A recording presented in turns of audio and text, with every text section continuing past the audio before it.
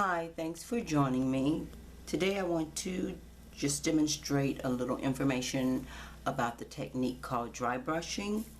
And dry brushing is a technique where you use a dry brush with paint on it, and it's such a small amount of paint that's worked into the bristles of the brush that when you apply it to your painted surface, it just kind of skims the surface, put a very light coating of paint on it. It takes a little extra time because you're only depositing a very small amount of paint onto the surface, but in doing so you're able to control the effect that you have on the painting. So let me go over the brushes. A stencil brush is what is normally used for dry brushing, and these brushes are very stiff, very stiff. They don't give much. So these are indicative of stencil brushes. It's not a true stencil brush, and I covered in a different video how to make these. Stencil brushes can be somewhat expensive, but you can make these brushes out of round brushes. But that's what's normally used for dry brushing because it's very stiff and you're working in a small amount of paint. Now, the brushes you do not use. You don't want to use these watercolor brushes. I want you to be able to see what that looks like. See how soft it is, pliable, it just moves. It's so nice and soft to the hand. That is not good. This is another one. It's made out of a different fiber here, but it's still, look at that, it's still very soft and moves a whole lot. That's not good for a dry brush. This is an acrylic brush, and I find it difficult to paint using acrylic paints with this because the bristles are soft and they give too much. What I have found though, because dry brushing, if I have a large area, I do not want to use this small brush and I have a really large area. That means I can only do a small area at a time, and if I have an area this large, it's going to take quite a while for me to get that done. So I opt to go to a larger brush. Now this brush can be used in certain circumstances, but I would not do it unless I just absolutely had to. This is a boar bristle brush. The brush is used for oil painting, which you get a stiffer bristle, but you see it still gives. And this is a much larger brush that you can use to cover a larger area. This is the same thing. If I had to adapt this brush, I would cut the bristles off and make them shorter in order to adapt that. But as you see right here, this is an oil paintbrush, and these bristles are really, I don't know if you can hear this, these bristles are stiff. They don't give very much. It takes effort to make these bristles move. This is the type of brush that you would use. So you can use this brush and it would cover a much larger area than this brush would, or this one. And that way it doesn't seem like the work is so tedious, because really it is. You can also use a smaller oil painting brush if you have one, or if it's at least less expensive than a stencil brush. But the stencil brushes are generally round in nature. So let's get to dry brushing, and I will tell you, I can show you with both of these brushes, but what I will tell you is you're using such a small amount of paint until it's a really nice technique, and you'll see it's a very nice technique to use, and the amount of paint you use is so small. So I have a water cup here with no water in it because you don't use water with dry brushing. You will need a paper towel. The paper towels work much better than the napkins do. And I'll show you the traditional dry brushing technique. And the traditional dry brushing technique would be to place paint on here. To me, it's a waste of paint. You place paint on there, and then you work it in on the surface of the paper towel, and you keep getting paint and working it in, working it into the brush, working it into the brush, working it into the brush. And then you dry brush. See, it's such a small amount of paint that comes off on there. See if I can zoom in a little further so you can see that.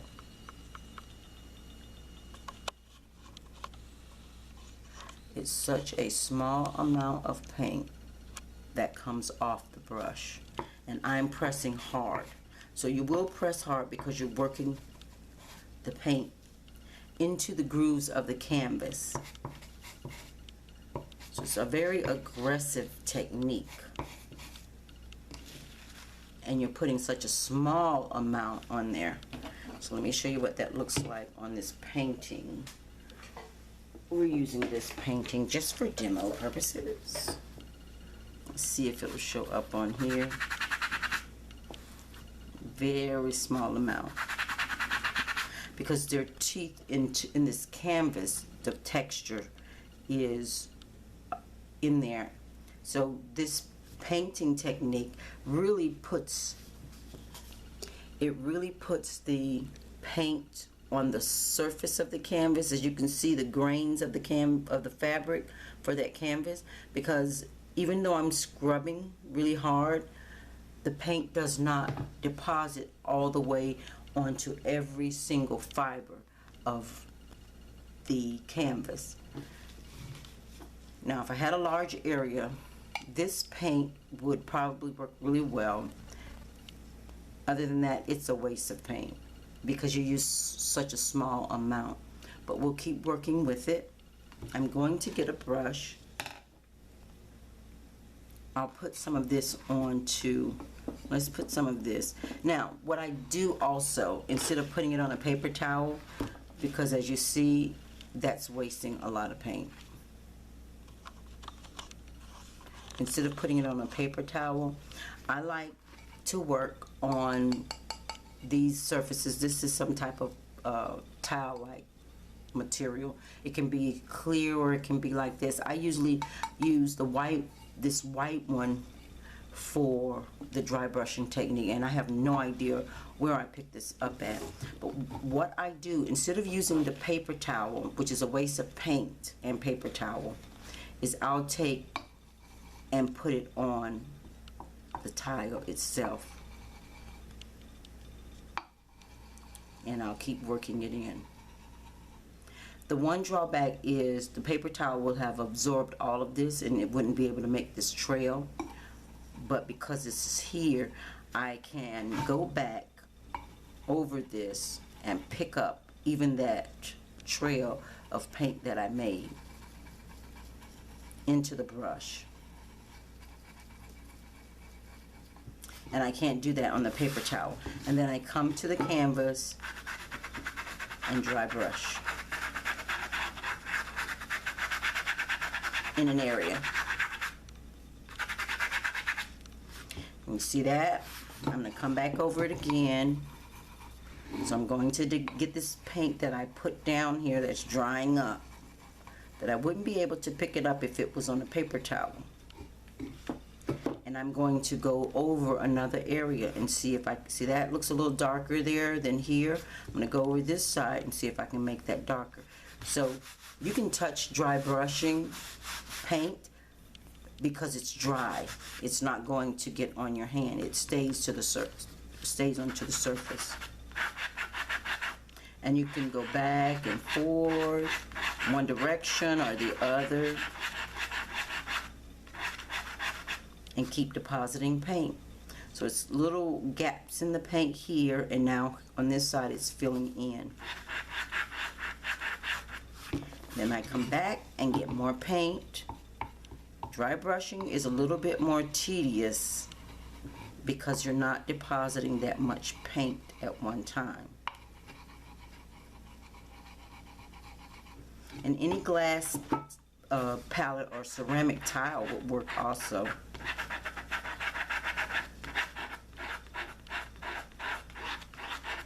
It's making it darker, and that's what you want to do, and still dry.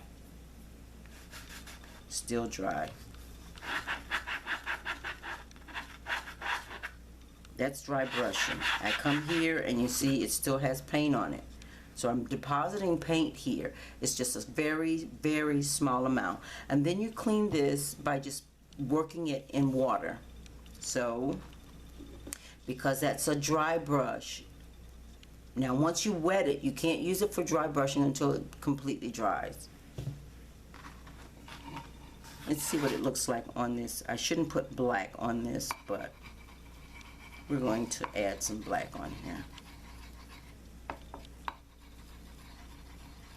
And that's a way to check your paint to make sure it's dry. It's not leaving anything behind, so it's dry. When I come to the painting, we have that color here that's a little darker, so I'm going to come here on the dark side. And it was some there, so I'm going to come down here.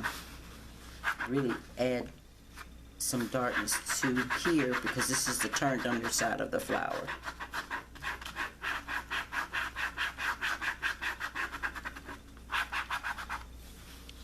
You can see what it does.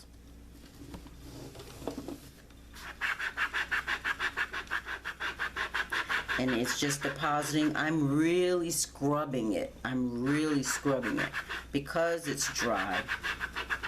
And then I just kind of work around and back and forth because the paint, it has adhered to each of the different bristles in there. They're so compact. And so that's why you work it in different directions, just like you worked it into the brush.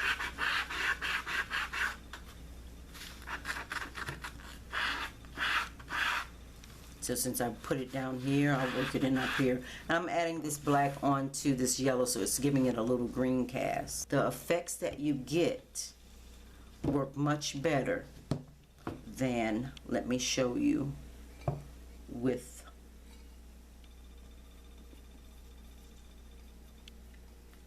this is dry, it's still a little dry.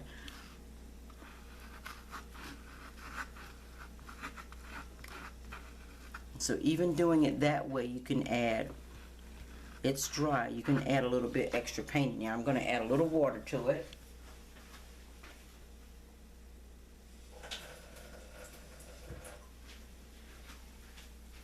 And then you'll be able to see the difference in the dry brushing and regular paint. You probably already know what the difference is. Let me turn this.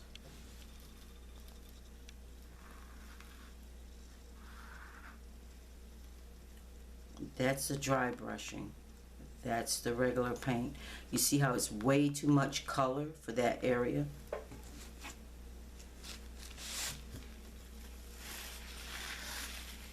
Even if I came back and wiped it off, it's still a lot more here than it is in the, this is so subtle and it makes it look so natural. And so that's why a lot of times you'll see an artist will opt to do the dry brushing. You have more control over it and it gives you a much better effect than this. Okay, try your hand at dry brushing. Thanks for joining me. Until next time.